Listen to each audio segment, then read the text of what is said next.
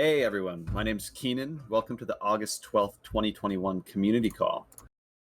Today we're returning to form with our regular community call programming. We'll be focusing on an update to the Omen token and Omen guild, recapping and looking forward from our ETHCC and ETHVC attendance, and updating and having a discussion on the Dxd Buyback and the new Dxd 1 million buyback proposal that passed and has been taking place over the last week. Before we get started, this feels like a good opportunity to call attention to our Claimable DXdao apps. For those of you that aren't aware, we have two apps on POAP.delivery, our 2-year governance anniversary and our Dxd 1-year anniversary holder POAP, obviously available to those that participated in DXdao governance on the governance anniversary and those that held DXD for the DXD anniversary. If you'd like to check your eligibility for those, you can do so here. Just put them in the chat. These should be available to claim for a year until the next anniversary date. So no rush, but if you haven't heard of it, it's a good time to claim your POAPs that you're entitled to. Without further ado, let's hop right into the first topic. Let's see, do we have Tammy here?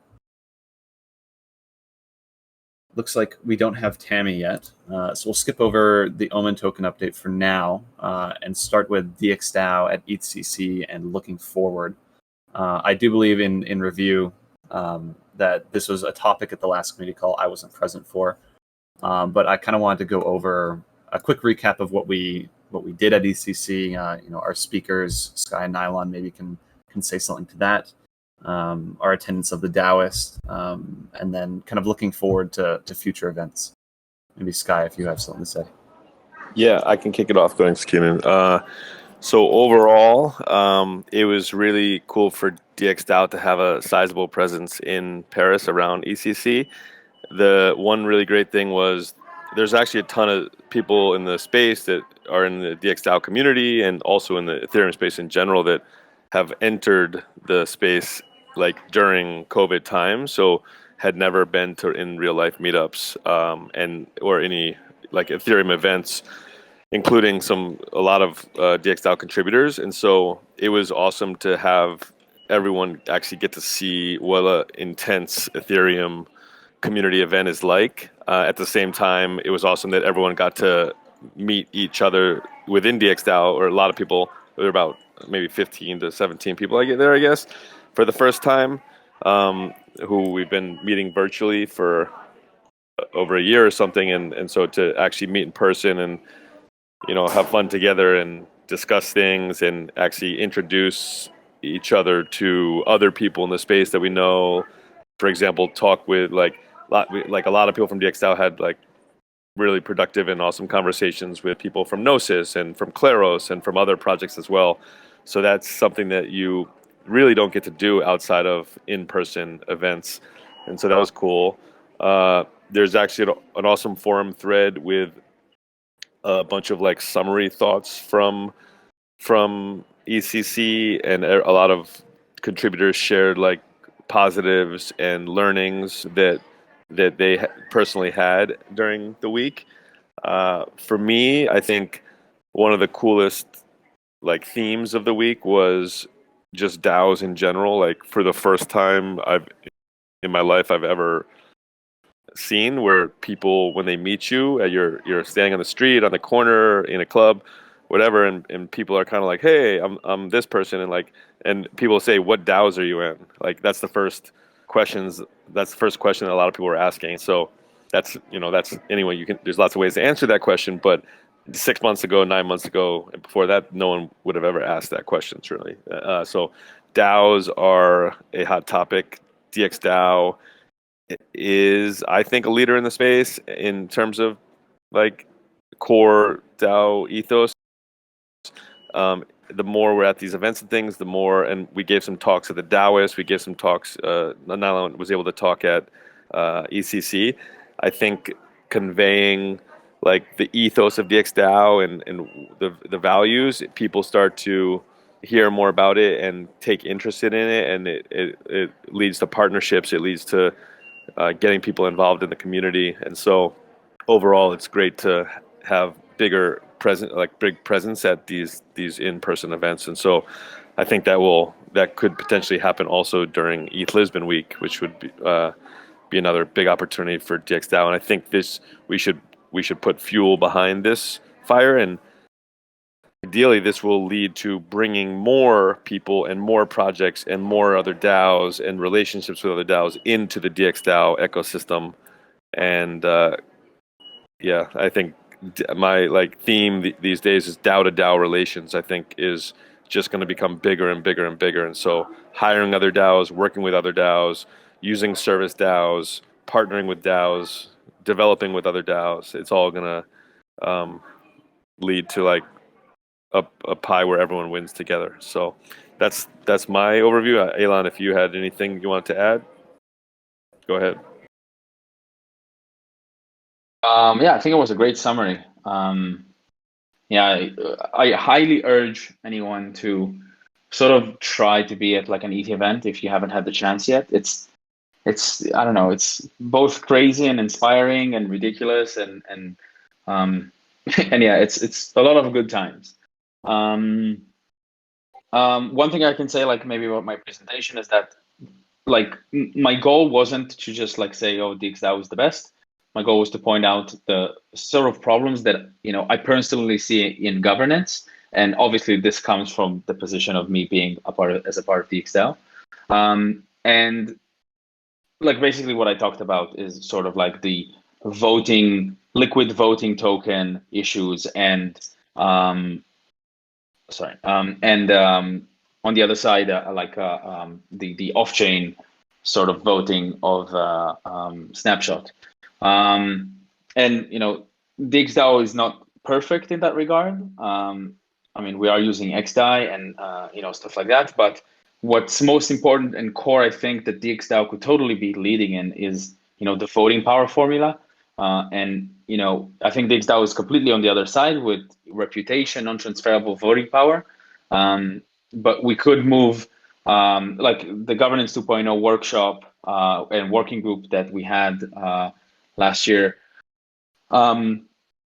Really, I think really could be a major driver of sort of change in the industry and how you treat workers towards investors. And yeah, I hope to see that grow, and I am working on a couple of angles. I don't know, I proposed for us to hack maybe that part of the governance structure in ETH Lisbon, I don't know if we'll get to actually hack. But yeah, I think a lot of the sort of traction and attention DXdao could get is through leading by example of being like a really decentralized organization that innovates on this decentralization and hopefully drags or brings more or DAOs to its platform or similar platforms. So yeah, that's that. Excellent. Thanks, guys. I have a few questions left with me. And I see a question from you, WhatsApp, in the chat here. We'll address that a bit later. We're talking about Omen next and can address Swapper as well. First question is, are community members welcome to attend events as DXdao members? And what exactly is the requirement to say you are from DXdao? Could be a good one for you, Sky.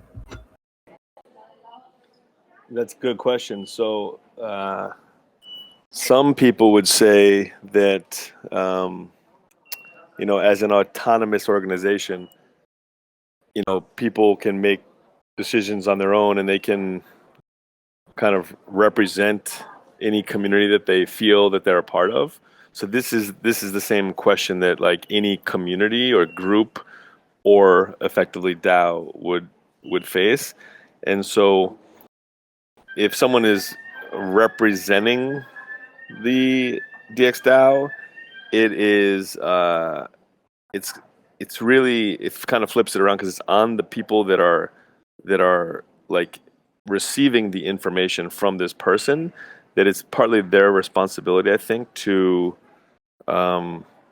do some diligence or something on whether or not this person is actually like part of that community, right? Like, because anyone, like I could say, I could tell people I work at Apple and I think this, but that doesn't mean it's true, right? So anyone can say they represent something. Whether it's actually true is another story. But but community members, like and eventually it would be awesome to have a big event where we can get a much wider community set of people to come join and be in one place together. But at this point, I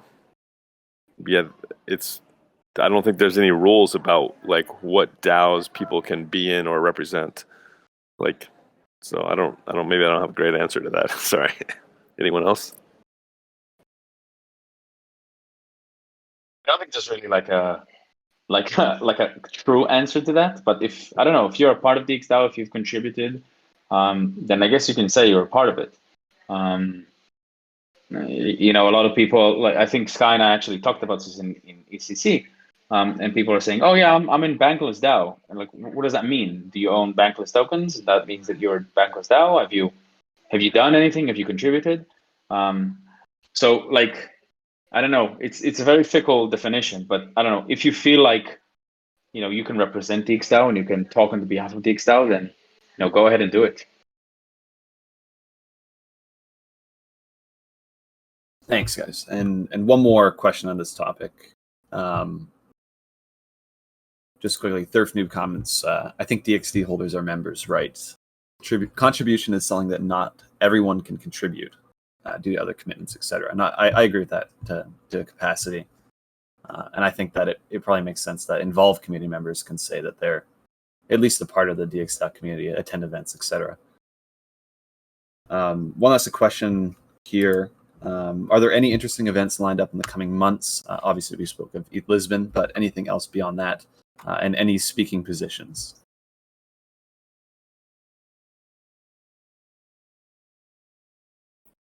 Well, so in terms of like the Ethereum event schedule, which normally is pretty set, like many months in advance, that I think that's whether it's ETH global events or EF, like Ethereum Foundation events, or other blockchain ecosystem events. Many of those things are not scheduled because of COVID uncertainty, but I think like you will start to see more and more pop up. But yeah, there's not like a wide schedule that like people can go to an Ethereum event every month that I know of. Some of the stuff's still happening online.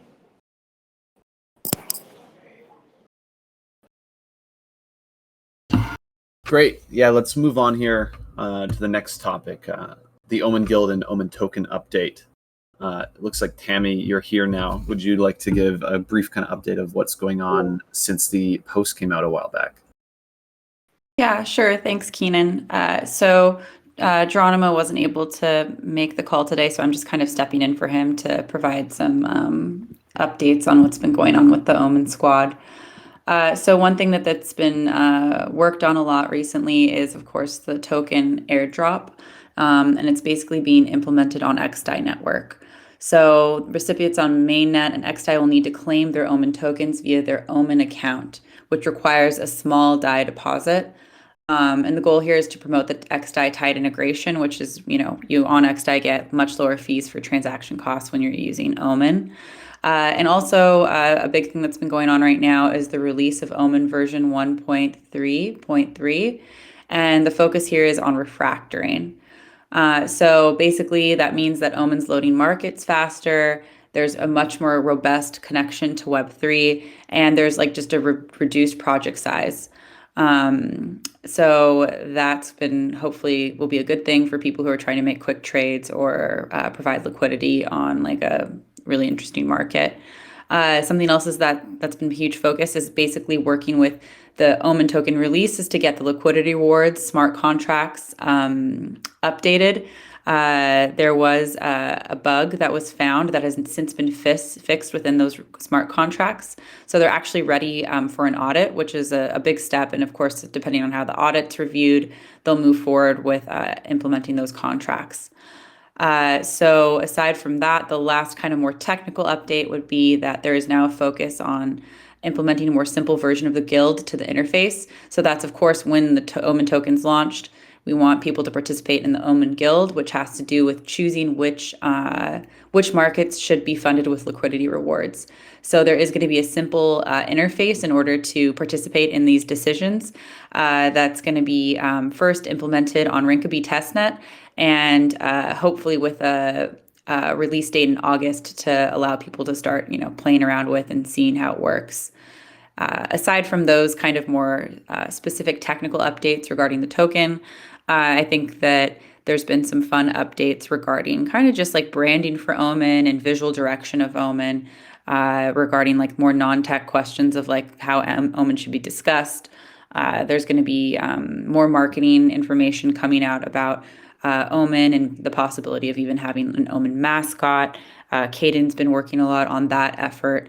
So kind of stay just, tuned for like more information on like user videos on how to use Omen, and hopefully an Omen landing page that will connect to the DApp. And yeah, just a lot of cool updates, and I think more rehashing and discussion similar to with Swapper token about how the distribution is going to work with the token. That will also be happening, I think, in the coming month or so as things get more finalized with the token itself and how it works on the platform. That's it for me. Yeah, awesome. Thanks, Tammy. I do have a couple questions here. One from Thurfnoob in the chat. He asked, did I understand correctly that Omen will be native of XI and not mainnet? We'll still have, of course, be on mainnet because Ethereum is mainnet, right? So there's been a huge push within the past, I would say, 4 to 6 months to, at least as gas fees maintain a higher cost, to be on XDAI, which is why there was a huge push to do the XDAI integration, which happened a few months ago. So as long for the token itself, yes. So how to claim the token, it will be through your XDAI wallet on XDAI, not mainnet, which will require some DAI to be deposited in your account on Omen. Quick question that I actually have. Will the token be minted on mainnet? That's a more technical question. I think that's the case. And then it's going to be. Yeah, go ahead. It will be native mainnet, and whatever needs to be bridged over will be bridged over. But almost all tokens these days are native mainnet tokens, and there's benefits to having that. Right. Excellent. Perfect. Another one here left with me. Are you looking to adjust the Omen users or LPs airdrop date considering the change in time frame? Definitely. So I think it's been kind of a moving date, obviously dependent on what's going on with the technology. We want to the aim is, this is a governance token and it has benefits to improve Omen as a DApp, as a platform. It's not just to pass out tokens. So the goal is that, when you receive the token, you can actually use it in the guild for the liquidity rewards for the markets. So yeah, that date's going to be highly subjective to when the tech is ready. Right, and piggybacking on that, this user says, let's see here. In the most recent forum post, there is no Omen token allocation to an Omen guild treasury. Is this going to change in light of Swapper token's treasury allocation? You're right. So yeah, another really good question. The conversations regarding Swapper and Swapper token allocation to a Swapper treasury have been really interesting, and I think would be something that the Omen squad and everyone in the community should consider. We have been pretty supportive of the direction Swapper's gone with their allocation and would like use that as a starting point for whatever happens with the Omen token. So likely to go in that direction, but when it comes time to comment on the post and the actual distribution, I invite everyone to share their opinions on the forum so we can get to a consensus on how the distribution should go and whether there should be a Omen treasury. Great, and the last one I have here, which you basically did just answer, but just for programming. They say, last question from me. Omen has a 70% allocation to the DXdao treasury, while Swapper has 50%. Are these allocations going to align? And if so, which do we expect to move? Definitely think that the allocation is going to move towards more decentralization away from the DXdao treasury. Again, kind of mentioned that a starting point is to mirror what's been going on with Swapper, but Omen is a different product, and there might be some movement even further in other directions. So this is just like an ongoing conversation, and we need to make sure this token fits that platform and the needs of Omen as well as the DAO. Excellent, thank you. We do have the ETHVC recap as well. I'll push that back just so you don't have the stage for too long here and can have a little break. Sounds good. Moving on then to an update on the Dxd Buyback and kind of opening the floor up to a discussion. We do have Hedgehog here who's looking to share some opinions, but I'd like to start with kind of some context. For those of you that may or may not know, the initial Dxd Buyback for 1 million had completed some weeks ago, which was immediately followed by a proposal authorizing an additional 1 million. That has been taking place on Xdao so far in the last week. And I'm just going to share a few quick tidbits. In the marketing, let's see here, the marketing chatter channel, me, myself, Chris, and Dave have been sharing kind of updates on the buyback. Now that they're moving so fast, they're going to be kind of larger updates, and I thought it'd be a bit fun to share one here on the community call. So in the last couple days, Dxd Buyback number 19 and number 20 were filled. DXdao placed an order at 0.143 and 0.147 DXd WETH to the GP protocol and Xdao, which is 4% above the DXd WETH price on Swapper at the time. DXdao purchased 167 DXd in these orders, putting the total acquired to 3,890.3 DXd at an average price of 0.13696. Currently, that represents 7.841% of the circulating supply since the program launched.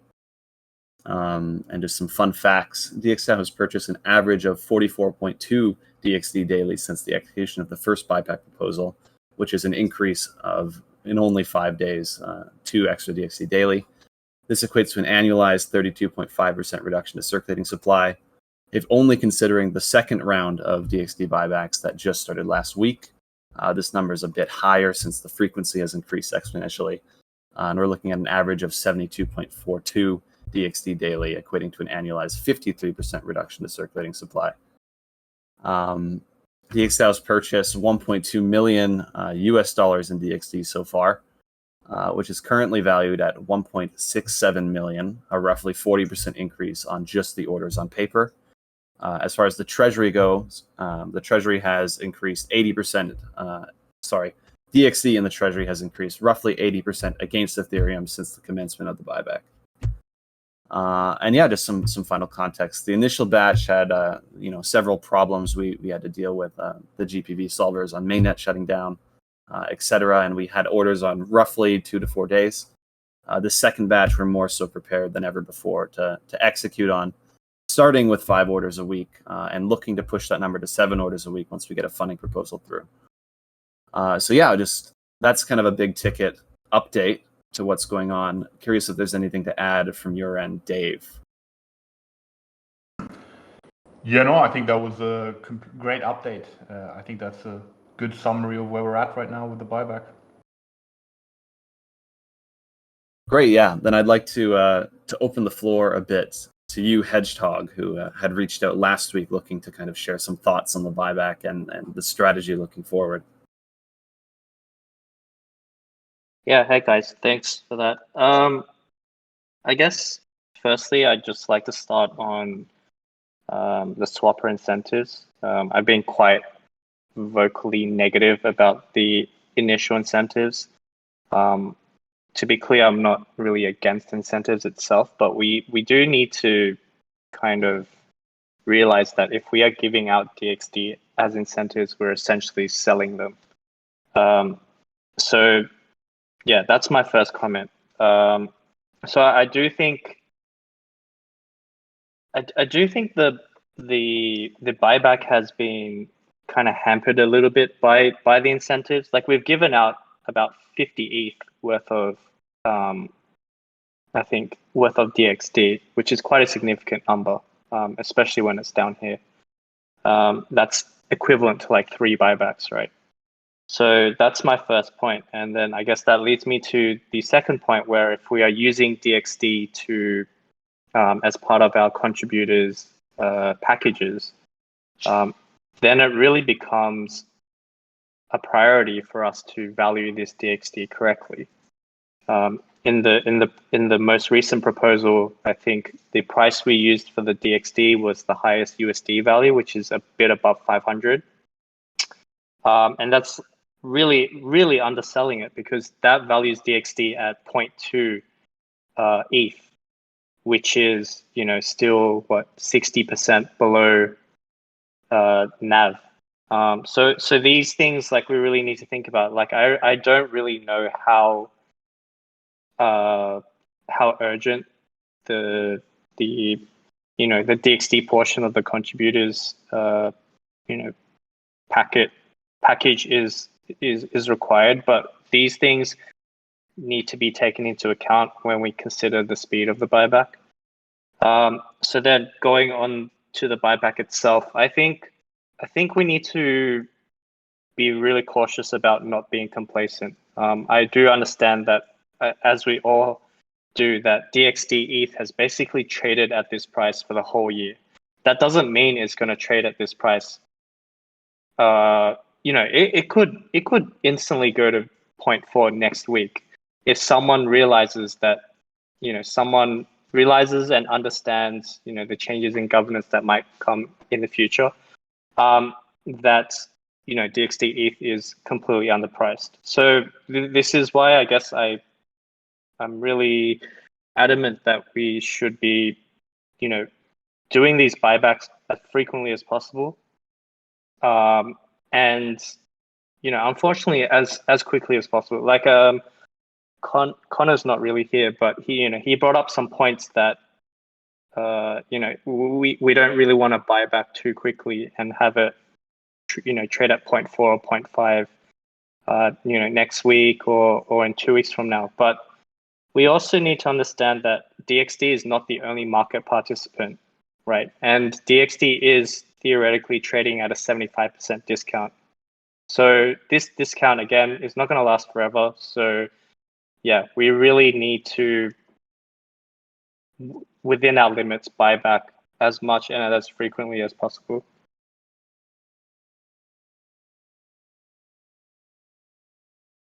Yeah, Hedgehog, thanks a lot for the general feedback. That I think that all makes sense and is reasonable. In terms of the buyback speed, of course, one main limiting factor is, of course, that we can't do them on Mainnet right now. So the idea originally was actually to do one daily on Xdai and Mainnet. So that's kind of been hampered down. And but I think there is, looking forward, effort behind doing currently 5 a week, so during weekdays. And there's currently a transfer moving from the Mainnet treasury to Xdai, because we didn't have enough WETH either in the Xdai treasury. So that proposal is passing, I believe, in 2 days. And then we'll actually be able to crank out like one daily for sure, yeah. Okay, so does that then include like buying back on weekends? Exactly, yeah. Okay, great. So with the Mainnet issue, like, can I understand, I guess, firstly, what the issue is, and then secondly, maybe how long this might take to resolve? Yeah, so this is actually a bit more of a technical question. I don't know if someone else wants to speak about this, but it's mainly around the solvers of the GP protocol, which are used to kind of execute trades. And on Xdai, we're currently running our own solver. However, on Mainnet, I believe there's some more intricacy involved. I don't know if anyone can speak a bit more technically about this than me.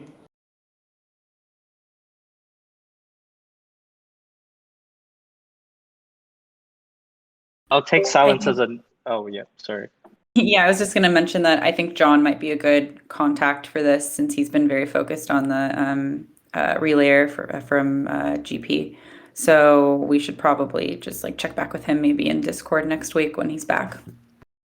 Yeah, sure, that sounds good. Yeah, I want to make one other comment. I guess there is some concern that, if we do buy this back up and then, sentiment is bad, it sells back off again. I honestly don't see this as a problem. I personally see the DAO being able to buy DXD below NAV, and every instance of that being an opportunity, right? We can't be focused on buying DXD at sub 0.2, because again, DXD is not the only investor out there, and yeah, again, this is theoretically super underpriced, and it only takes really like one or two large entities to realize this, and then it gets sent back to NAV, right? So and in that case, no more value can be extracted. So yeah. I actually had a question left with me related to that. They ask, if DXD reaches NAV in the new authorized 1 million or other future buybacks, what happens? Will orders instead be placed at NAV to support the price, or will the buyback be concluded? Maybe Dave, Yeah, that's a great question. I think that's the decision that would have to be made on chain. So right now, one of the reasons behind the buyback is that it's trading below book value, right? So that's kind of the motivating force behind the buyback currently.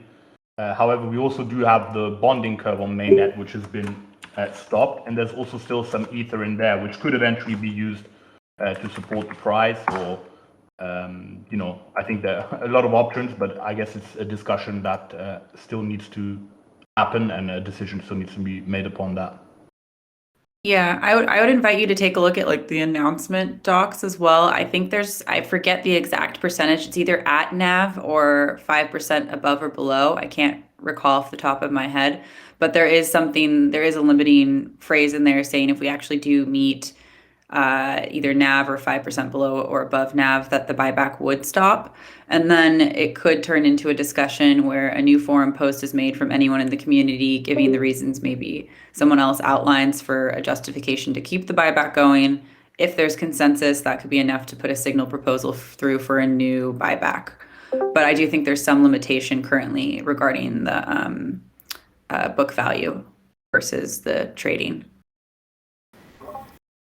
It's good that there's limitations, because it's only sustainable when it's below NAV, because otherwise we'd just be spending all the money in the treasury, and then you could spend all the money to buy it back, and there'd be no money in the treasury left. Exactly, and like there's the justifications for it. Could be. I think there'd be further conversation as to the justification for it and pros and cons. And there's definitely, we're running all these apps, so it's like effective use of funds or not. Is the buyback an effective use of funds? It definitely would be another discussion to have. I definitely don't see the benefit of supporting the price at NAV. I actually think once we do hit NAV, the best thing to do is actually what Connor proposed, is that you use some of the treasury and you just queue massive bids underneath NAV. So for example, if NAV is at 0.5, then we just queue, for example, 100 ETH or 200 ETH at 0.4, and then 0.35, 0.3. So it's not really supporting the price at NAV, but it's, again, taking advantage of mispricings in the DXD token should it sell off for some reason. Yeah, that's interesting. It's an interesting idea, because so you're just saying put in like an order, and if it gets claimed, then it's just taking away market inefficiencies that aren't supporting the price. Yeah, exactly. Because at NAV, like you said, it's a justification of whether it's an efficient use of the asset, right? But below NAV, I think the answer to that question is pretty unanimous, that if we can instantly capture 20% or 30% of value, then it has to be an efficient use of assets.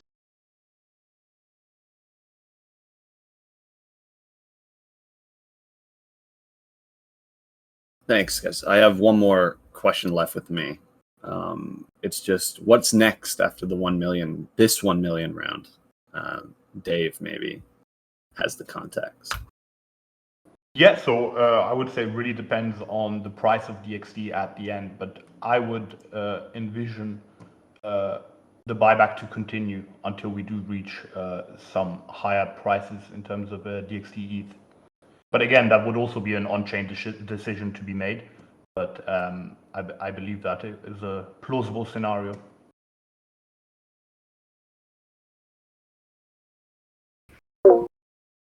Great, guys. Anything else on the topic of the buyback? Hedgehog, you're happy with what you've said? Nothing else to add? I do want to make another comment on swapper incentives. I think in future, if we do them, they should be directed towards pairs that are not DXD ETH. I really think that the bids should be there for real sellers to sell into. And like swapper really should be incentivizing pairs that, DXD holders are not limited. Like we're not the only ones holding those pairs, right? So yeah, that's my comment on the rewards. I agree, actually.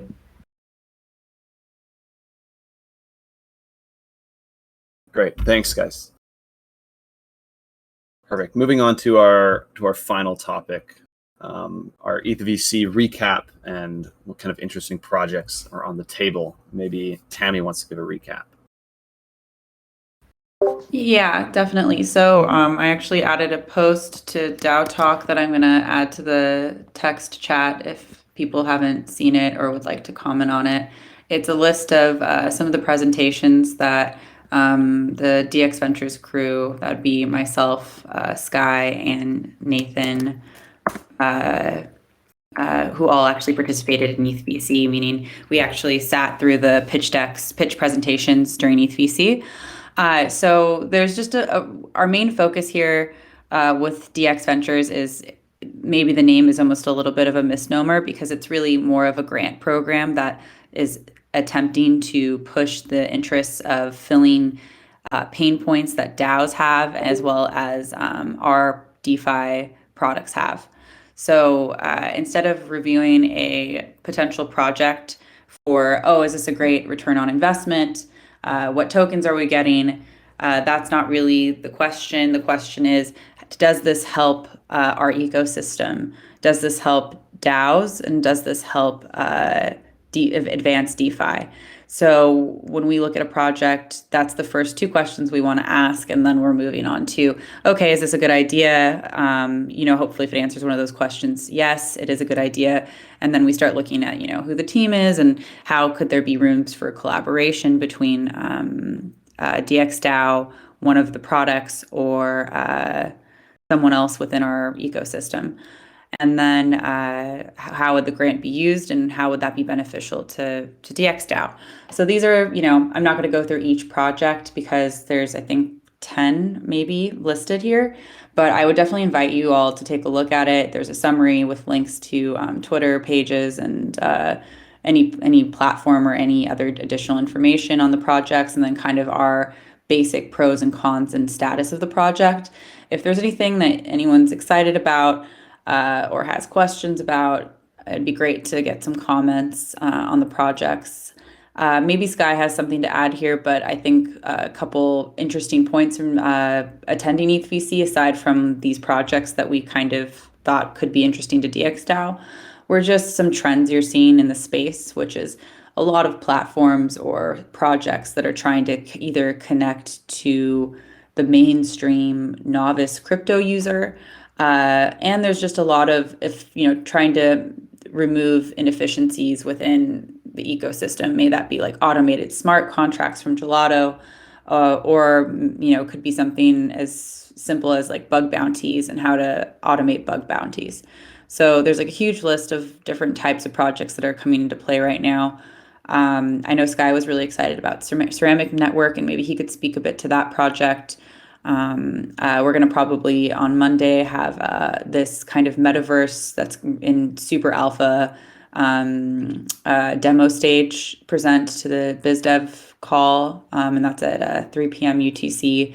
And it's a metaverse project that's trying to implement some sort of DeFi element to the metaverse. And they're partnering with CryptoPunks. And I think we also have Agora Space as another project that's going to be pitching on Monday. So, welcome everyone to attend the BizDev call if they're interested in kind of seeing how this process plays out. That's it for me.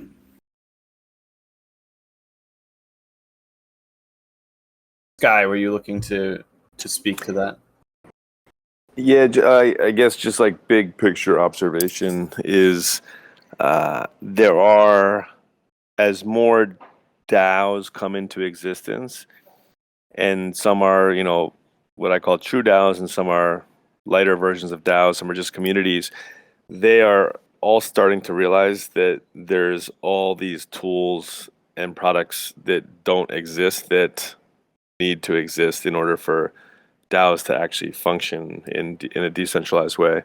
And so they're coming slowly. They're not coming quickly. There's also a bunch of people building infrastructure for DAOs, but those are less relevant to DXdao. They're like more for consolidating things like compound DAOs into like a format where you can pull everything in together, and people could like become like people could be a part of a bunch of different DAOs all through one platform. Ceramic's interesting because they are specifically solving a need that that DAOs have of like managing content that like exists on IPFS of the world, but that can be updated and controlled and changed. And so you need basically a record, like a chain of content hashes in order for that to happen. And so that's an example of a project that's like building kind of specifically for DAOs to solve a need. And it would be amazing if DXdao and a whole bunch of DAOs were the ones that were able to invest and support, and the communities of those people were able to support that project rather than just like traditional VC, like a couple traditional VCs or something. So yeah, any products that DXdao is using itself or is being built for DAOs to use is the ideal target. And we have a great like relationship with Radical, for example, like, but we didn't get to invest in Radical, but we are working with them. We're using their product. We're one of their main testers, and so that's a good example of a project that it would have been awesome if we could have invested, but it was kind of launched before we had this initiative, I think. So yeah, that's my summary. Yeah, great. I have a question actually, and it's how will DXdao handle potential investment in Polygon specific projects, or are we interested in doing so? That's a great question. Something that we've actually been discussing amongst ourselves. It's a real question on whether or not there's a reason to or a need for DXdao to have a space on Polygon.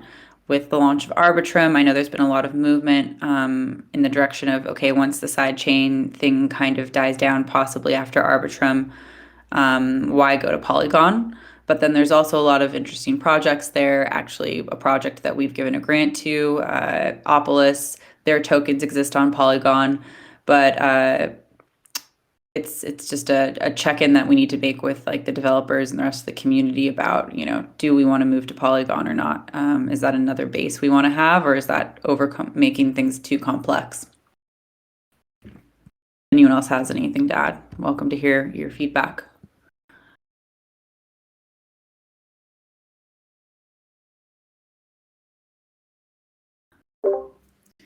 So I take that as, yeah, it's actually a very complicated question. And I think there could be need for it, but it's really going to be interesting to see what happens with Arbitrum and how relevant these side chains remain once Arbitrum and launches, as well as Optimism. Thanks. And one thing left with me is I read the recap. Are there any projects specifically DX Ventures is interested in pursuing? Which you somewhat answered, but maybe just a recall of attention to it. Yeah, so there's going to be two presentations at Monday's BizDev call. One is with Atlantis World. Another is actually with a project not mentioned on the forum post because they were very separate from ETHVC, which is Agora Space. Nathan's been kind of working with that. And then a ceramic network is a different project that's not actually looking for funding right now. So if they were at some point, I think Sky would be interested in reaching out to them. And then throughout, there's status updates regarding a few projects that I know I need to circle back with some of our technical support to kind of review to see how relevant something like this could be for DXdao. And not just like at first blush, to actually like look at it a little bit closer. But aside from that, yeah, I think there'll be more updates to come in that direction and just bringing more projects to the community. Yeah, great. And one question left here that's somewhat related. Does DXdao anticipate work off the assumption XDAI will reach similar levels of use as Polygon? And is it expected that XDAI will eventually be a roll-up?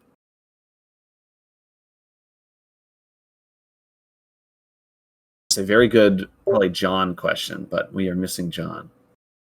Yeah, I think that is a really good John. I think all of us have our subjective opinions about it. I think Polygon's gotten a lot of traction in the past few months. And it's like unclear whether they're the clear role, like the clear winner of the sidechain game at this point.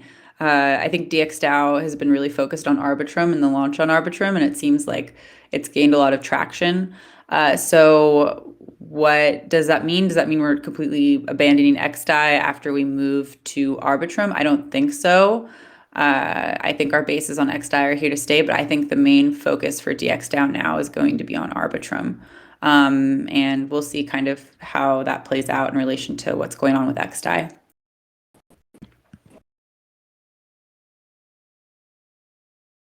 Excellent. Any final questions for ETHVC?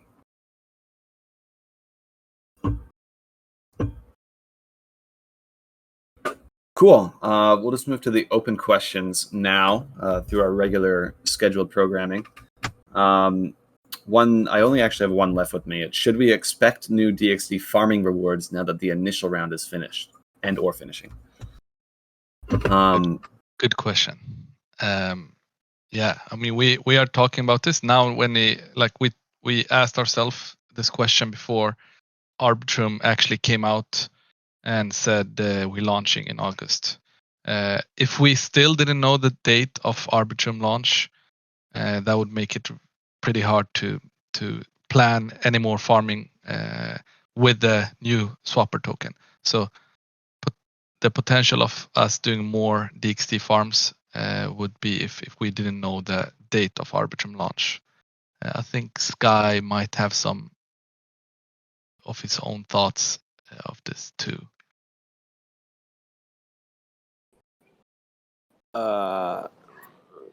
Specifically to do more DXD farms before launching swapper token. Oh.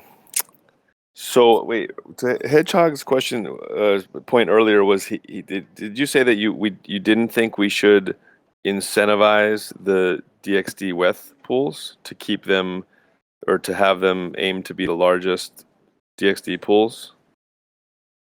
I'm not against making them the largest pools, but I think we're really overdoing it presently. Yeah, it's also not hard to make them the largest pools, right? You could have cut incentives by like 75% and they would still be the largest pools. Totally. I'm like completely against using DXD itself, the token, as incentives. I think any incentive should be, whatever else we have in our treasury, ETH, WETH, USDC, DAI. Yep. Yeah, and so the plan with swapper token is to really, that would be the incentive token for farming across swapper on multiple chains. Swapper token doesn't exist just yet, so with the launch of farming, we did use DXD and WETH to and yes, they were like maybe decently high APY, targeted APYs to like come out with a bit of a bang to make sure that it grew awareness and things. It's also getting DXD maybe into the hands of other people that would be relevant to the DXdao community. That was like one of the ideas with the showcase farming pool. But yeah, for upcoming farms that will be done with Swapper token, the community is currently thinking about like what types of pools those should be, what types of tokens should those be, big DeFi projects, or should those be more niche ones where we think Swapper could be the main pool for that token, and we could partner with that project on a certain thing, and we could give co-rewards like Swapper token plus maybe a reward from that community's token.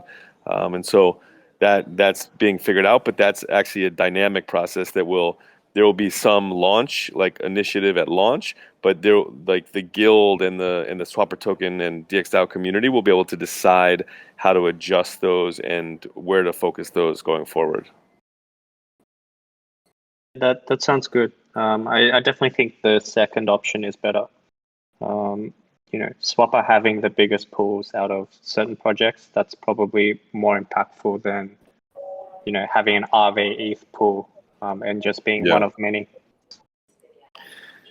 Agree.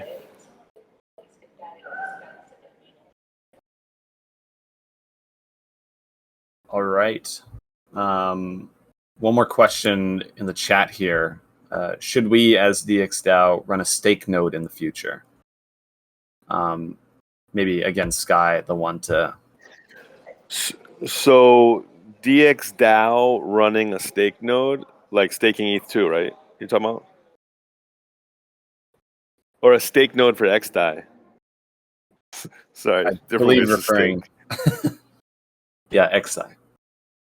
Okay, so in general, like DXdao staking ETH into ETH2 itself, or running an XDAI node and using stake to do that, both are things that DXdao, like actually as an on-chain Ethereum DAO itself, it's not possible today. So you'd have to have like members of the community do it on behalf of DXdao and get like hired by DXdao maybe, and probably have to have them stake some collateral or something, or have some reputation in order to run it on behalf of DXdao. There are the other interesting thing with like ETH2 is DXdao, instead of holding ETH, there's been talk about holding staked ETH. And so there is already the ability to hold staked ETH instead of ETH. And so that's an interesting kind of treasury management decision that needs to be made. And that's effectively a way for DXdao to be staking ETH into ETH2. But running actual nodes and being validators is like an unanswered thing. Sorry. And maybe I think that's, if there's a project out there that's like solving that need for DAOs, like, yeah, DXdao would love to talk to that project basically.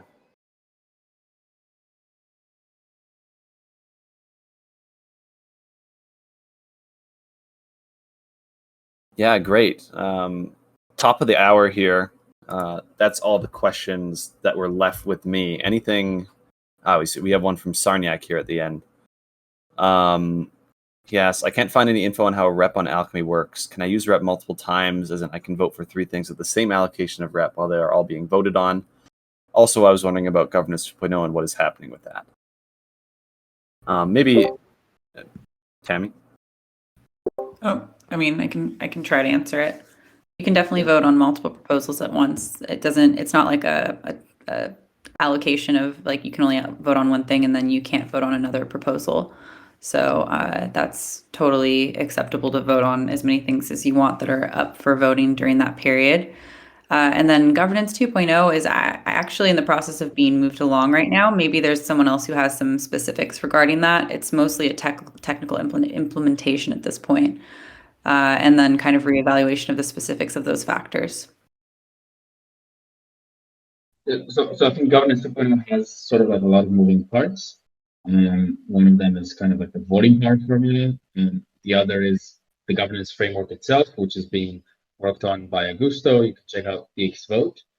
And I think, yeah, like we would.